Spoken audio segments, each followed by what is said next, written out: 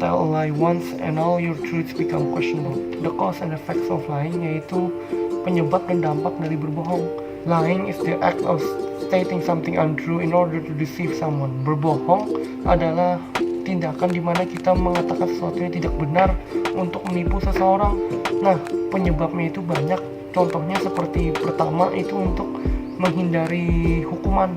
Contohnya apabila kita menyontek dalam ulangan, apabila kita ditanya guru, apakah kamu menyontek? Sudah jelas kita pasti berbohong untuk menghindari hukuman tersebut.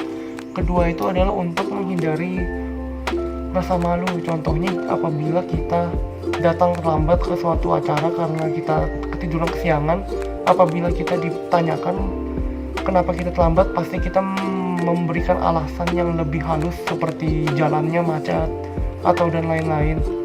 Nah, ketiga itu adalah untuk melindungi orang lain. Kenapa melindungi orang lain? Itu berhubungan dengan alasan nomor satu, yaitu alasan untuk menghindari hukuman. Contohnya apabila teman kita melakukan kesalahan, maka kita pasti akan berbohong demi teman ini supaya dia tidak dihukum. Keempat, itu juga alasan yang mirip yang berhubungan dengan alasan nomor satu, untuk melindungi diri sendiri dari hukuman dan dari berbagai macam bahaya. Kelima itu adalah mental disorder atau pathological liars. Nah, di dunia ini banyak orang yang suka berbohong bukan karena ada alasan, tetapi karena mereka menikmatinya atau mereka memiliki kelainan di mana jika mereka tidak bohong maka mereka tidak akan puas dalam kehidupannya.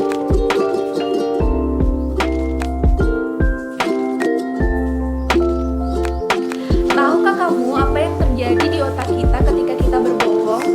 Yang pertama yaitu lobus frontal aktif. Lobus frontal berfungsi sebagai tempat pengambilan keputusan, ingatan jangka pendek, dan juga berpikir. Dalam berbohong, kita memerlukan proses berpikir, yaitu proses ingatan jangka pendek, yang dimana ketika kita berbohong, kita membedakan mana yang benar dan juga salah. Yang kedua yaitu lobus temporal aktif. Lobus temporal juga berfungsi sebagai tempat pengelola ingatan, yang dimana dalam hal ini fungsinya yaitu untuk membedakan mana yang benar dan juga mana yang salah, ataukah mana yang bohong dan juga mana yang benar. Di dalam tubuh kita ada suatu sistem yang aktif ketika kita berbohong, yaitu sistem limbik. Sistem ini berfungsi sebagai mengatur perasaan. Jadi ketika kita berbohong, terjadi konflik batin di dalam diri kita yang menyatakan bahwa tindakan yang kita lakukan itu salah, akan tetapi kita tetap melakukannya. Inilah yang disebut dengan sistem limbik. Perbedaannya jika kita berbohong dan tidak berbohong yaitu di lobus frontal dan sistem limbik kita. Lobus frontal dan sistem limbik kita tidak aktif ketika kita berbohong.